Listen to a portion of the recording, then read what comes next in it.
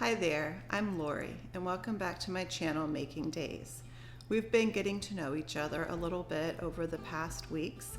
This is the episode where things start to feel impossible, where our happy little world is knocked out of orbit, where our dreams are crushed, where I learned to put on the war paint. After Isaac's birth was a happy time. All three kids were happy and seemed healthy enough. All the little things that had been piling up with Clara, I swept under the rug. I was content to wait and hope she outgrew the concerns we had been having. I tried not to worry too much and just enjoy my children. And I'm so glad that's what I did. During this time, when all my children were tiny, we spent every waking moment together. We laughed at the same things, breathed the same air, walked in the same rays of sunlight. And I am so thankful for those days. After Isaac was born, we had about a year and a half before the bottom fell out. During that time, we traveled to Kentucky to visit my grandparents and best friend. We traveled to California to visit the Lusks, and we started officially homeschooling. It was a busy time, but we created our own little world within our four walls where anything was possible. Inventions, dancing, loving arachnids. But in late summer of 2015, I started to notice that as Clara was reading her books, she was holding them closer and closer to her face. So I thought, okay, she needs some glasses. I'm just going to take her in and get some glasses. So I took her to the optometrist, and it was a really long visit to get a pair of glasses, people going in and out of the room, and I started to realize something was wrong. So finally, they came back in the room and told me that Clara had cataracts. Clara was kind of an outlier. She was not born with these cataracts, we know, because I know she had an eye exam when she was 3 years old and everything looked fine. Obviously, she wasn't elderly. So these type of cataracts that develop in young children are exceedingly rare. We ended up going to an ophthalmologist in Denver, and this is where the ball really started rolling, because the cataracts, in conjunction with all of these other symptoms, were a cause for concern. So that's when the investigation really started. The first thing they wanted to check Clara for was some condition called CTX, because some of Clara's symptomology matched up with this disease. And I made the mistake of Googling that when I got home, and that was the first and last time I Googled anything like that. It is a terrible disease. It was a slap in the face. The results from that test came back relatively quickly, and she didn't have that. So we were very thankful, but at the same time I knew this is the level we're playing at. These are the types of things that we're looking at for the kinds of symptoms and issues that she's having. This isn't a small thing. This isn't an easy fix. And it took a while for that to kind of sink in, but that's a very terrifying reality to be met with for your child. In my mind at that point, I was convinced that through natural methods, I could reverse these cataracts and restore her eyesight, and we'd figure all the other stuff out and things would be okay. So we started seeing some alternative physicians. We did a lot of supplements. We did a lot of detoxification and support type protocols. We did a lot of extreme diets. One thing we did that I think was excellent was green juicing. And so we made green juice every day. It was a lot of work, because when you take out the fiber and isolate all those nutrients in that liquid form, it's like immediately absorbed into your system, and it's just very highly nourishing for your body. We did the GAPS diet, which is the gut and psychology syndrome diet, and I'm not going to go into what that is now. I may never go into what that is unless someone cares to know and asks me about it. So during this time, we were doing all this stuff, and after. I mean, this went on for years. All of the extreme diets and eating all organic food and not drinking out of plastic and sleeping under EMF canopies and a million other things. So I talked with our ophthalmologist, who is very, very good-natured and compassionate, and I think she knew that I just needed to try this. And we were praying for healing, and we were also doing all these natural things I had researched, hoping to avoid the surgery.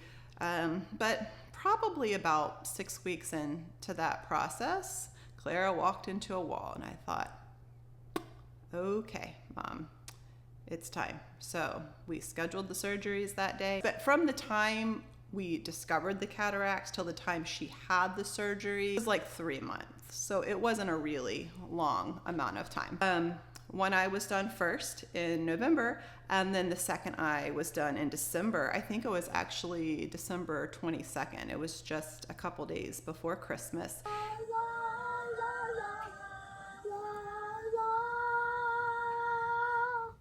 I'm wishing on a star and trying to believe, even though it's far, they'll find me Christmas Eve. No one will be sleeping on the night of Christmas Eve, hoping Santa's on his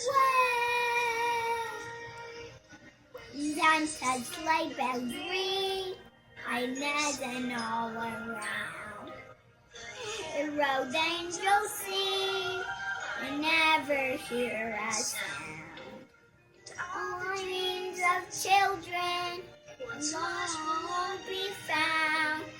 I'm on when Christmas comes round. You know, both of the surgeries were successful. Everything went according to plan. Do you want to see me take her patch off? Yeah. Can you open your other eye for me? I saw eyes. When you couldn't see. Aren't they pretty? Yeah, What color are they? white and red. Yeah.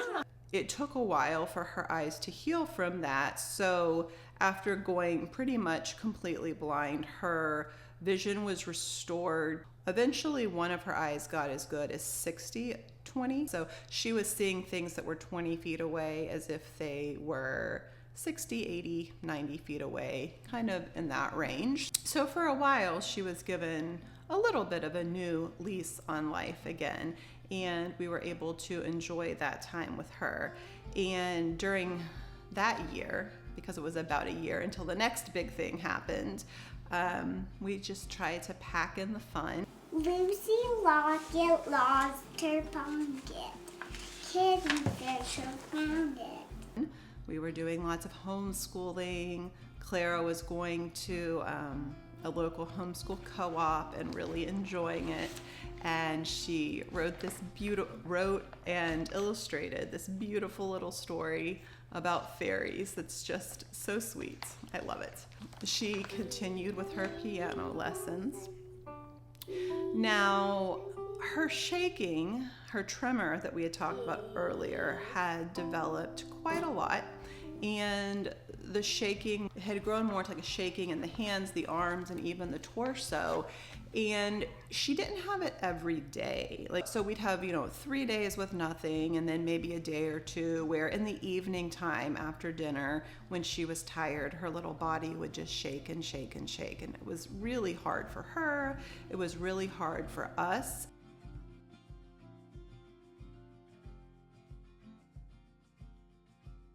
And eventually that became more and more often, till eventually it was every night. And then the shaking was worse and worse. And then the shaking was happening earlier and earlier at 4 in the afternoon, 3 in the afternoon. So any appointments or things we needed to do, I was like, okay, we need to get this done in the morning, anything we need to do, because we need to be home by 2 or 3, because Clara's shaking could start after that. And after that, she would lay on the couch and kind of listen to the TV or watch the TV or just kind of chill as the family's around.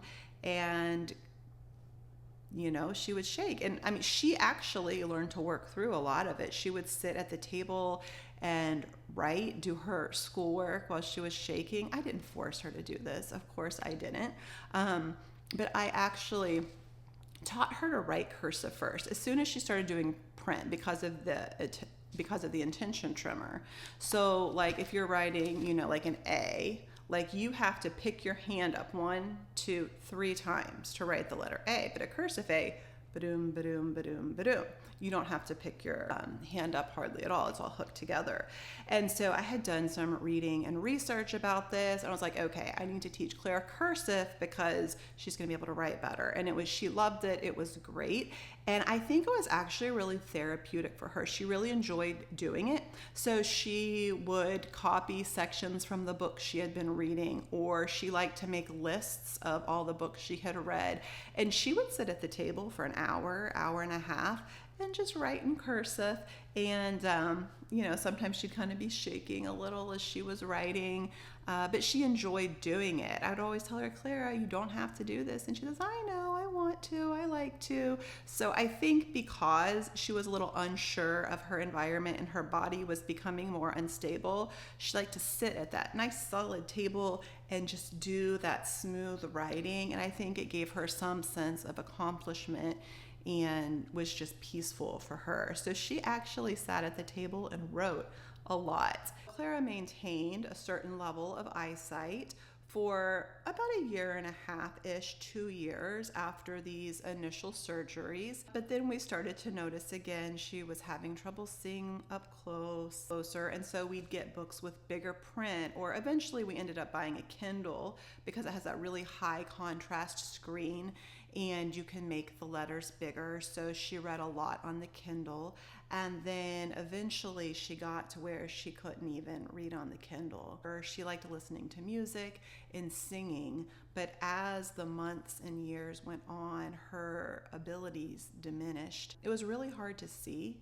I think we were really good at setting things up in a way that she could participate, but when we were outside of the world that I could set up and control, things were a lot more difficult.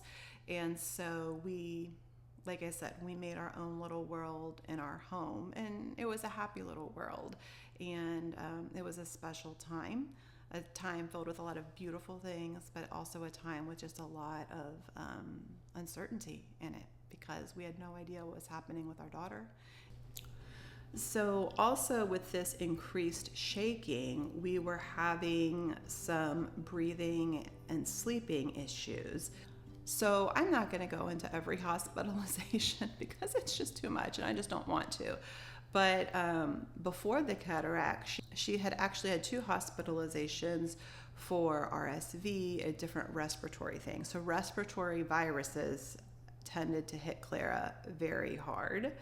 So we knew now that when she got sick, when she got a respiratory virus, we had our own pulse oximeter at this point, and we were always watching her oxygen saturation levels because she would tend to fall quite quickly. And we knew if that was going below 90, we needed to get her to the ER quick. So every time she got sick, that would come out. We were also noticing that during the nighttime, her breathing would plummet down to the 80s, but then come right back up. We ended up having several sleep studies done, and she had sleep apnea. So then we had to go through the process of getting a CPAP machine, and she hated that thing, man. Anything on her face like that, she hated it. I hated it. I hated everything about it. And so it took a while for her and me and the whole family to kind of get on board with that. But eventually she got used to it, and I mean, she still hated it, but she got used to wearing it, and it was okay. And so she wore that for a few years until it got to where she was too sick to wear that because the shaking was so much, even in her head. Like when she was moving around, the suction would always break. So, as if that wasn't enough, almost exactly 1 year from Clara's eye surgeries, the following November, Clara got very, very, very sick. And she was really off. She wasn't quite responding well, and her oxygen was low, and we took her into the ER, and they examined her, and then they didn't see any neurological stuff, so they sent her home. And then so we had her home another night, and then the next morning she couldn't walk, and it was really scary. So I rushed her back to the ER, and they were talking about airlifting her. We were in Colorado Springs. They were talking about airlifting her to Denver. They did not end up airlifting her. They ended up transferring her. So I rode in the ambulance with her from Colorado Springs to Children's in Denver. She was in status epilepticus, so we got into Children's in Denver. They did the intake, and then she was in that first room right in there with the big glass doors. They gave her a lot of really strong anti-seizure medicine to slow that down, and they had to intubate her to breathe for her. It was like you could have heard a pin drop in there. That is not the room you want to be in the ER, that room where all the eyes are on you. Yeah, it was terrifying. And then I remember like they transferred her from the ER to the PICU, and there was probably like 3 or 4, 5 nurses, and finally with all this different medication they stopped the seizure events, and then were able to get her off the oxygen. So she was in there for 4 days, and then they moved her to the regular floor of the hospital, and she was in there another 3 or 4 days. That was an intense experience. Also, during the same time, Anna got sick with influenza A, so sick, and she was doing some weird stuff neurologically. And since Clara was so sick, we brought Anna into the ER, and they admitted her as well. She wasn't anywhere as serious as Clara was. She was admitted to the regular floor of the hospital, and I think she was in there for 2 nights. But having a kid in the PICU and a kid on the regular floor of the hospital, and Aaron got sick, so he was there, but he was so sick. He was kind of camped out, and yeah, it was bad. My mom and dad were there. They were watching Isaac.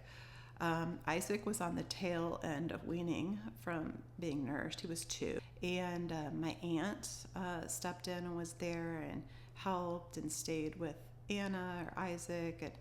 And it was so intense. After Clara was out of the PICU and she was in the regular room, I remember one night I was there with her. It was just me and Clara. And it was dark outside, and the room we had, the windows faced west, so towards the front range, and it was snowing, and it just seemed very quiet and peaceful outside. And no one knew yet how Clara would be when she really kind of rested and came to. And so I was wondering, will she speak again? Will she walk again? Those kind of things.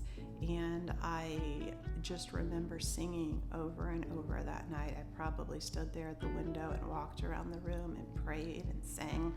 And it was a song that was popular, that was out during that time. And it's that one that's like, you are good, you are good, oh. So I remember singing this all night, inserting things like, you were good even if she never walks again, even if she never talks again. I did my own wrestling with God that night, laying out my anger and my frustration and my fear.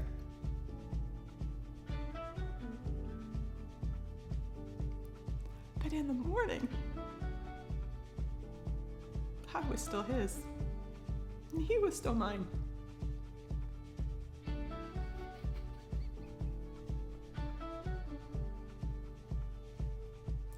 Of course, there had been all this ongoing stuff with her, like I talked about. We had been doing genetic testing, so she had a specific exome done at that point. Later, she would go on to get a full genome.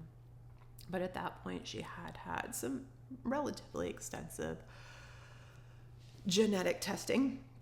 And there was a doctor in the metabolics department at that time, really smart guy from Europe, and heard about Clara's case, and he thought maybe it sounded like something that he had heard about in Belgium, and there's about 5 or 6 other kids with this, and it doesn't have a name yet. It's named after this particular gene. It was like letter, number, I forget what it was. And so we're like, okay, well, maybe that's exciting. Maybe he knows what that is. A couple weeks later, we followed up with him, and they had gotten some samples, what they needed when she was in the hospital, and it was not whatever that condition was. But those were still the type of things we were looking at. Oh, this rare thing that doesn't have a name that I read a paper about, and maybe a few other kids in some other country have it.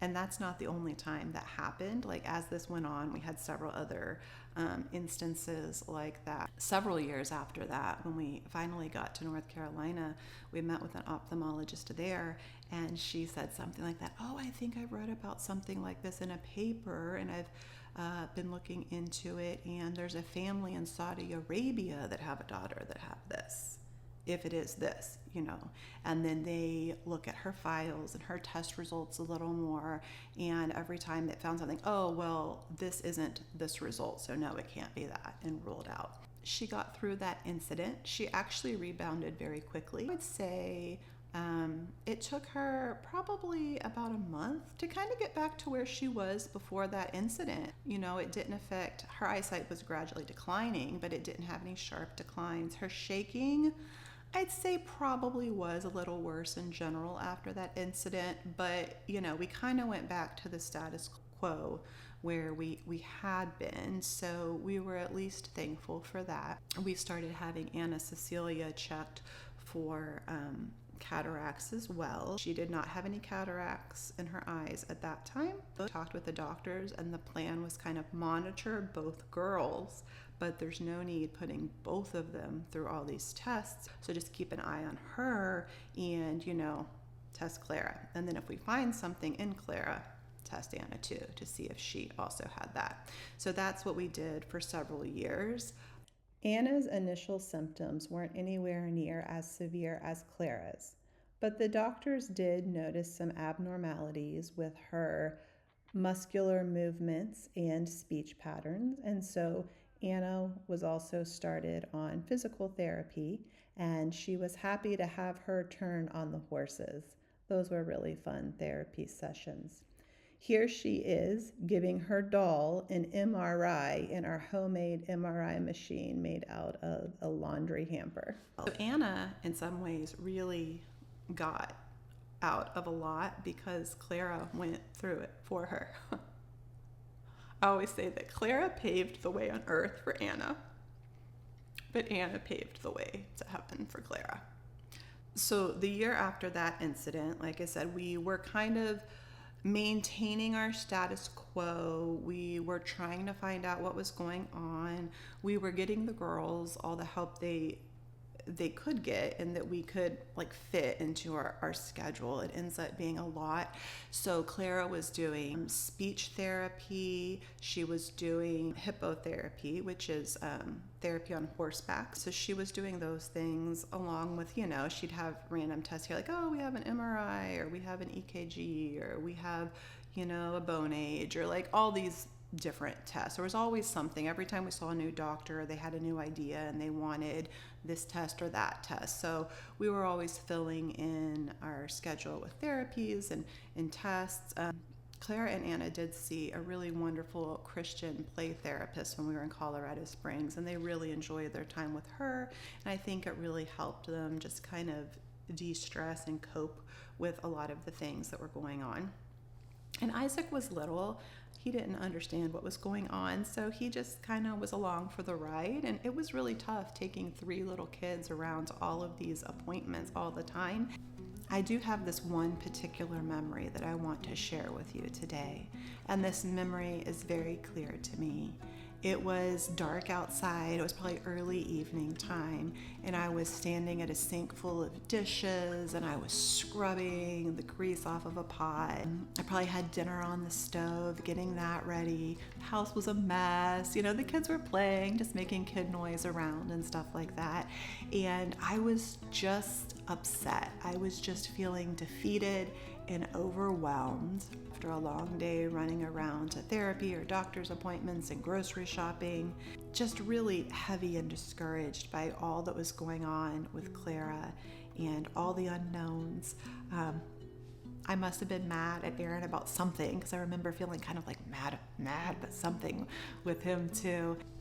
I remember standing there and scrubbing those dishes and just muttering to myself, impossible dishes, impossible mess, impossible illness, impossible marriage, impossible life.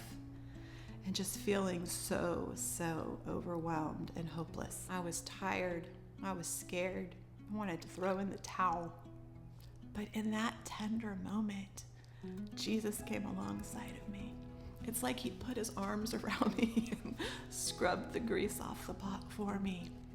And this is the message that Jesus spoke into my heart that evening. He said, Lori, all of your impossible work has been done. I haven't asked you to handle any impossible circumstances. Yes, your trials are very, very difficult, but they're not impossible. He said, I did all of the impossible things, so you don't have to. I lived a perfect life. I took all the suffering and pain and sin and death of the whole world into my own blameless heart. I know your pain. I know your own specific suffering because I bore it and I died for it. You know the story. Death was no match for me. I conquered it. I rose from the dead and I ascended on high. Now, that's something that seems impossible, but even that wasn't impossible for me. I know you believe this, Lori, and so I know you'll believe me when I tell you that nothing is impossible with me. It's going to be very, very difficult, but it's not impossible. And he said, not only is it not impossible, but I've given you help. My Holy Spirit, he is in you. So have faith, my child. You have no impossible work to do. And for all of the things that seem impossible, you have help. So I'm so thankful for this word of truth because it really changed how I was thinking. I think it made all the difference in me being able to get through, to help my family get through these really trying circumstances. And what you've heard so far, unfortunately, is only the beginning. So there is only actually one impossible issue, the problem of our own sin, and one impossible stance to stand in, that we ourselves have any ability to do anything about it. And there's only one possible solution for the mess that we find ourselves in: faith in Jesus Christ. Jesus is the bridge between what isn't possible and what is possible. Without him, nothing was made that is made, and in him, all things consist and have their being. But I learned that through Christ and in Christ, there were actually many wonderful possibilities available to me and my family, even in very impossible seeming circumstances. Love was possible and selflessness. Joy was possible, compassion and forgiveness. These are all possible things. And that these things are possible is amazing. Things didn't get any better. They actually got a whole lot worse. By this time, Clara's and Anna's medical history was so extensive that I created this timeline, having both of their medical histories stacked one on top of the other, trying to find some sort of rhyme or reason to what was going on. And I would present this to the doctors when we went. They were always very impressed by it.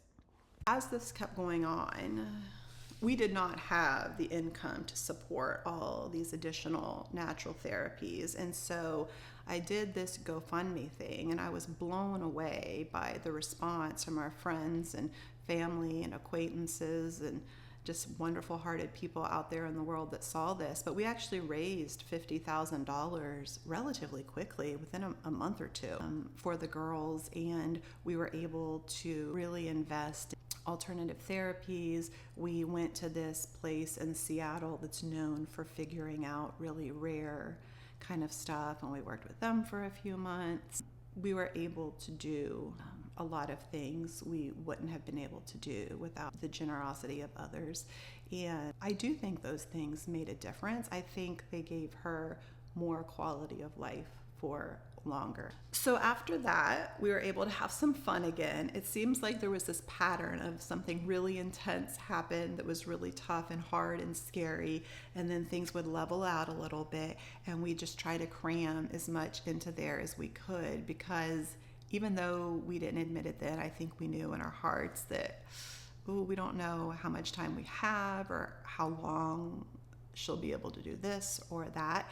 So let's see. So in this little stint, my mom and dad took us all to Disney World, and that was really fun because the girls were really into princesses. They got to meet lots of princesses. We went to the Great Sand Dunes National Park.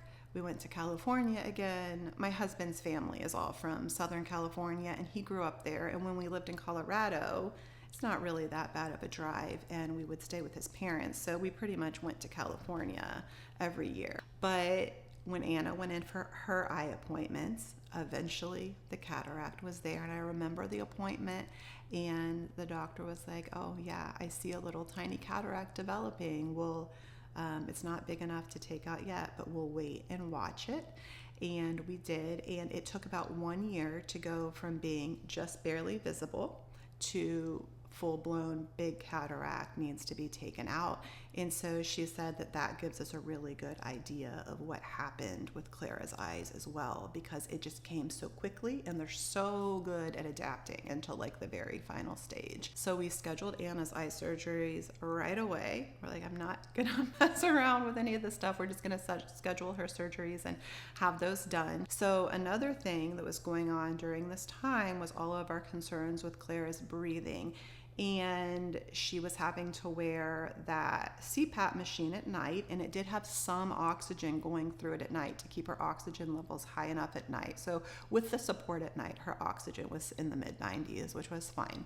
And during the day, without any help or any support at all, her oxygen was kind of like good days, I'd say, were like 96, 97 for her.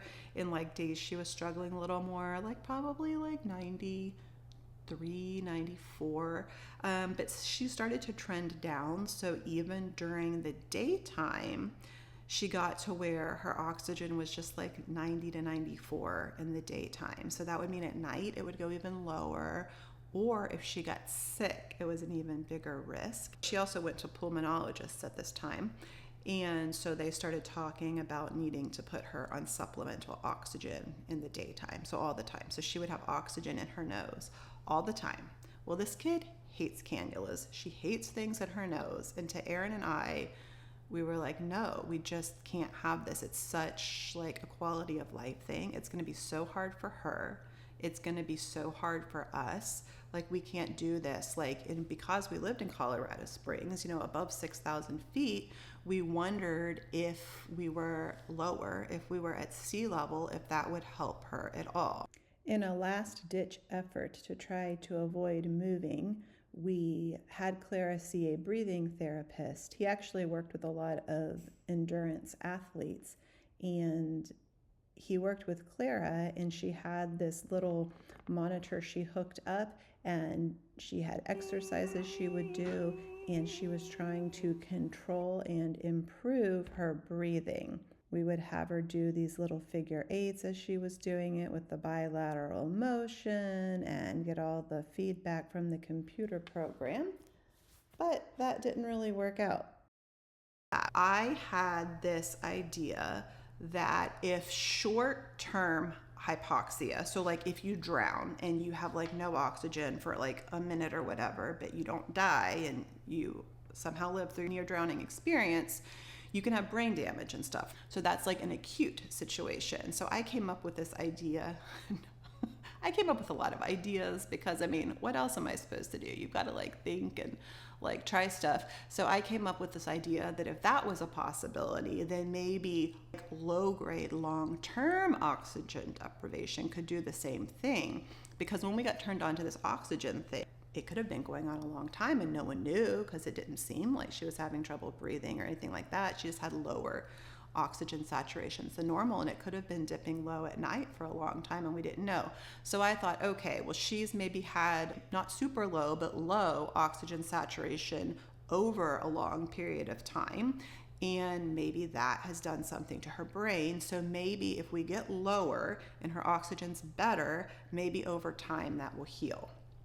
So that was my big idea. And I thought I had it figured out.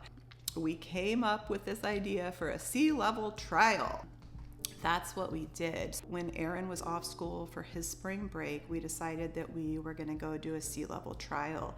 The kids and I were gone for a month. Aaron was only able to stay with us for about 10 days because that was when his spring break was and he had to get back to work. So what we did is we packed up all the kids in the van and we drove west. We drove to Washington State, to Seattle, because that is where that physician we were seeing were, and we saw the physician while we were there. And then we just so the whole time we were out there, we were at sea level, so we were checking her oxygen. It was encouraging to see that when we were at sea level, her daytime oxygen was 95 to 98, like good for her, even sometimes 99.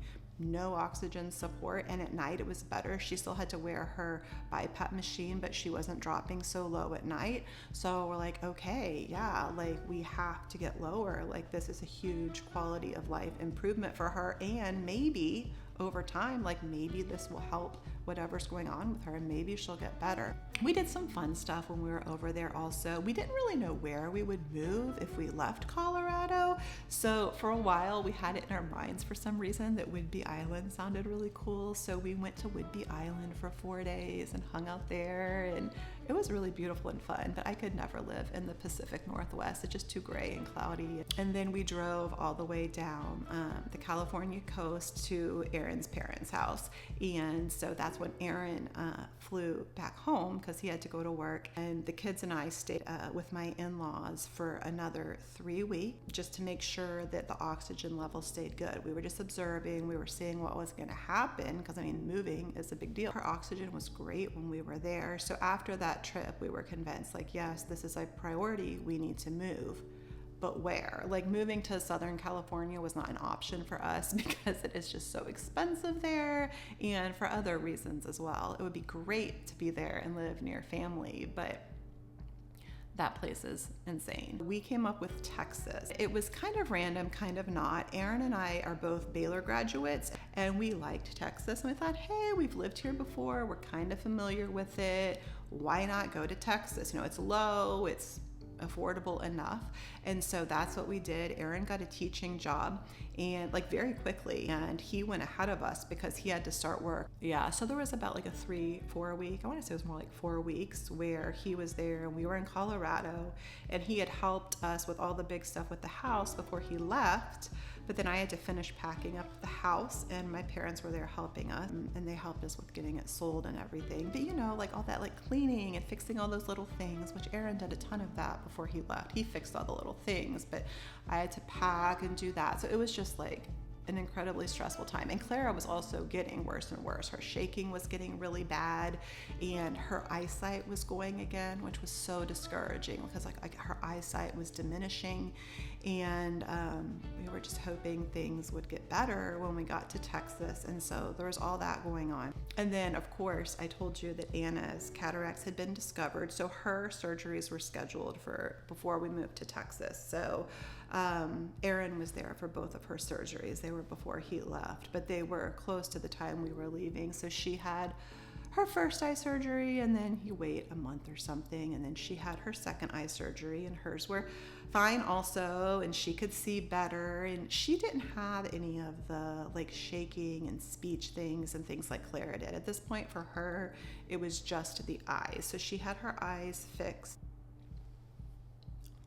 and she went back to being her sweet, silly little self, and we got everything ready, and we moved to Texas. I do appreciate you being here. I appreciate you listening to this story, my version of the story with the girls. My husband lived this too. My son lived this. Our extended families lived this. And most importantly, the girls did. And at the end, they had no voice to even express what they were going through, which was probably the hardest thing, is lacking a certain level of communication with them, which we'll get into later. But anyways, I just want to say thank you for listening. Thank you for honoring my daughters and this story. Thank you for caring. It has been so difficult to make these videos, and it would be very encouraging for me if you would like this and subscribe. And anyways, I'm almost out of battery and I need to go pick Isaac up from school. So that's all for today, but thanks again.